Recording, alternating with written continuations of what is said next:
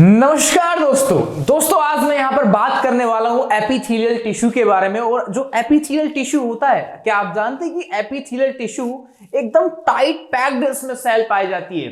मैं बात कर रहा हूं एनिमल टिश्यू में एक पार्ट होता है एपिथेलियल टिश्यू, उसकी मैं बात करूंगा कि एपिथेलियल टिश्यू में काफी सारे क्वेश्चंस कैसे बनते हैं, काफी सारे बच्चों को क्यूरीज आती है, तो इसमें काफी ज्यादा कंफ्यूजन होता है। तो बहुत ही कम टाइम में आपका कंफ्यूजन दूर करने आ गया हूं। यदि आपको वीडियो अच्छी लगे तो उसको शेयर करना ना भूलें।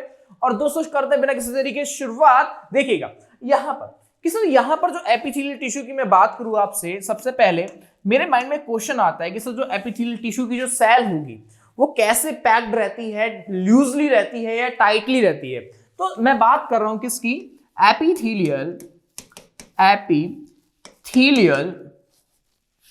यहां पर एपिथेलियल टिश्यू के बारे में हम बात कर रहे हैं मेरे प्यारे बच्चे। एपिथेलियल टिश्यू की मैं बात करूंगा।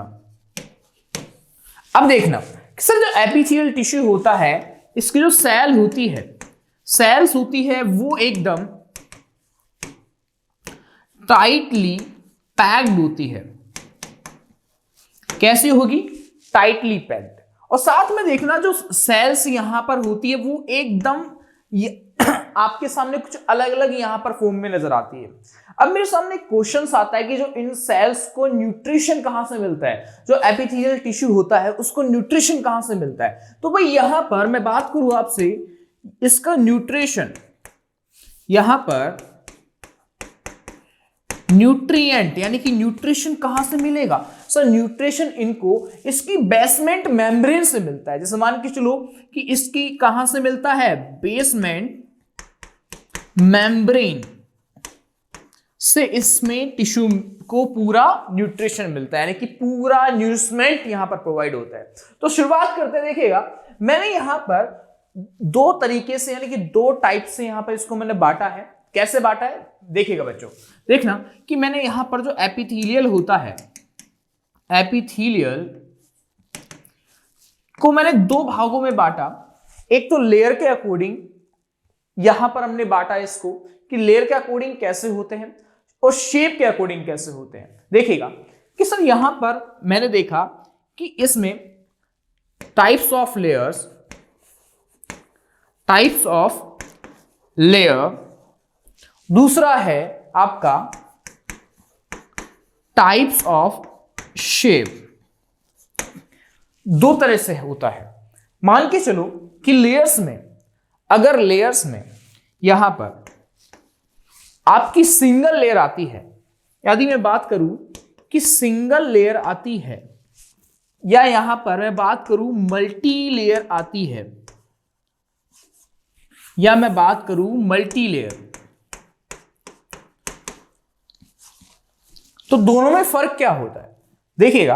यदि सिंगल लेयर आती है तो आप बोल सकते हैं कि यार ये इसमें सिंगल लेयर है और यहां पर तो ओनली सिंगल लेयर आती है, तो इसको मैंने क्या बोला है, सिंगल लेयर को मैं बोलता हूं सर ये आपका सिंपल टाइप का होता है, सिंपल एपिथेलियल टिश्यू होता है। अब मैंने यहां पर बोला है कि मल्टी लेयर आ रही है, तो ये कैसा होता है आपका स्ट्रेटिफाइड टाइप का होता है, स्ट्रेटिफाइड मल्टी लेयर टिश्यू होता है। सर समझ में आया? बाबा समझ रहा हूं कि सर मैंने बताया कि टाइप्स ऑफ शेप में कैसे होता है। देखिएगा टाइप्स ऑफ शेप की मैं बात करूं तो हमको कुछ अलग अलग तरह की शेप्स हमको यहां पर नजर आती है। एक होता है आपका स्क्वेमस टाइप की, एक होता है आपकी स्क्वेमस, यहां पर स्क्वेमस टाइप की।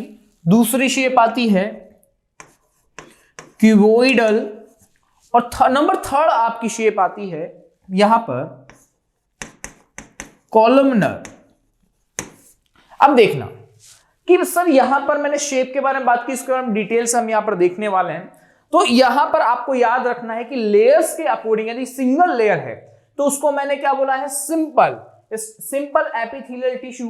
यदि यहां पर मैंने बोला है कि मल्टी लेयर है तो उसको बोलते हैं स्ट्रेटिफाइड, आपका पूरे यहां पर बोलेंगे। अब देखिएगा स्ट्रेटिफाइड एपिथेलियल टिश्यू।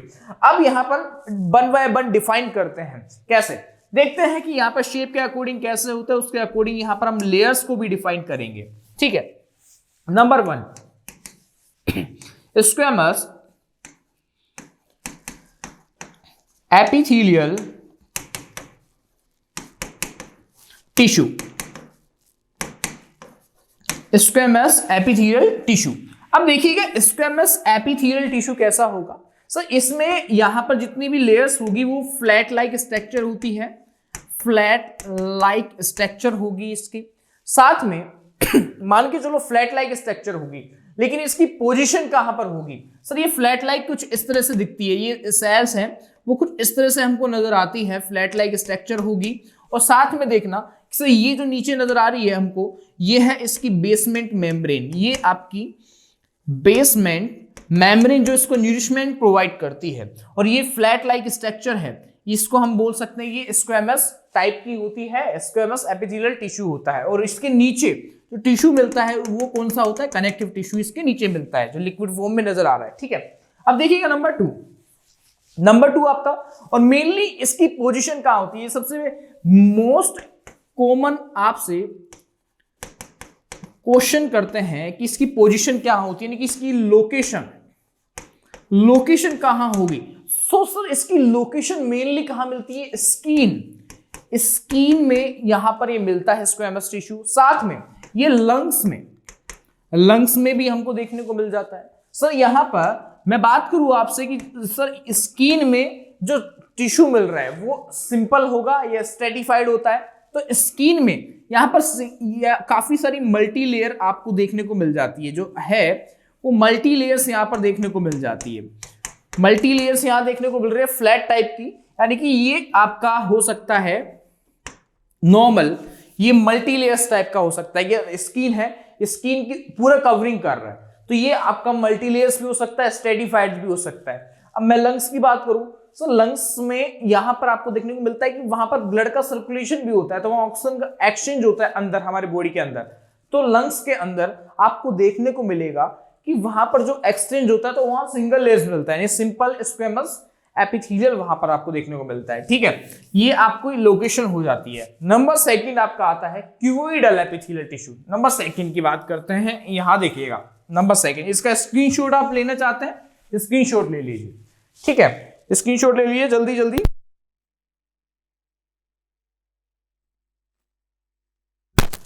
अब देखते हैं आगे, यहां पर नंबर 2 मैंने बताया सर क्यूबोइडल एपिथेलियल टिश्यू होता है, तो आपका नंबर 2 आता है क्यूबोइडल एपिथेलियल टिश्यू।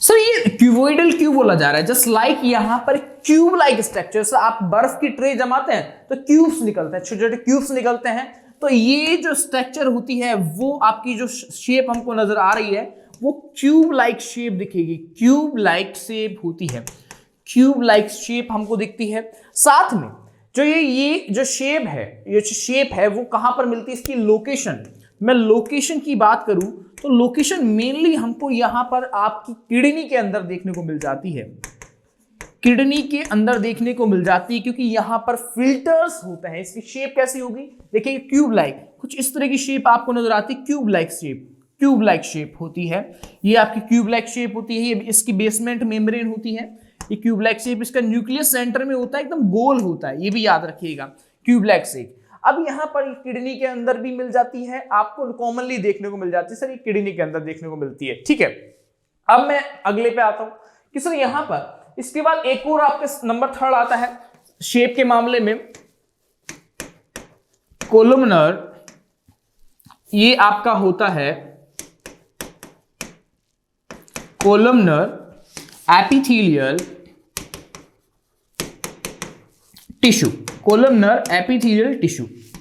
अब देखिएगा कोलुमनर एपिथेलियल टिश्यू में क्या होगा सर, यहां पर आपको देखने को मिलता है कि जो इसकी सेल्स हैं वो मेनली आपको इंटेस्टाइन में देखने को मिलती है, इंटेस्टाइन में देखने को मिलती है, और यानी कि आपकी स्मॉल इंटेस्टाइन हो गई, या मैं बात करूं आपकी लार्ज इंटेस्टाइन हो गई, तो वहां पर मेनली आपको देखने को मिलती है। सर इसकी सेल कैसी होती है, सर कुछ इस तरह की सेल्स होती है, कोलम टाइप की सेल्स आपको देखने को मिलती है। इसकी बेसमेंट मेम्ब्रेन होती है जो इसको यहाँ पर न्यूरिशमेंट प्रोवाइड कर रही है, और इसका न्यूक्लियस नीचे की तरफ यहाँ पर होता है, नीचे की तरफ थोड़ा सा स्टेडिफाइड टाइप का यहाँ पर देखने को मिल जाता है। और खास बात कि यहाँ पर जो कोलमस एपिथेलियल टिश्यू होते हैं उसकी कभी भी मल्टी लेयर्स नहीं मिलती, ओनली ऑन सिंगल लेयर ही मिलती है, ओनली ऑन सिंगल लेयर ही पाई जाती है।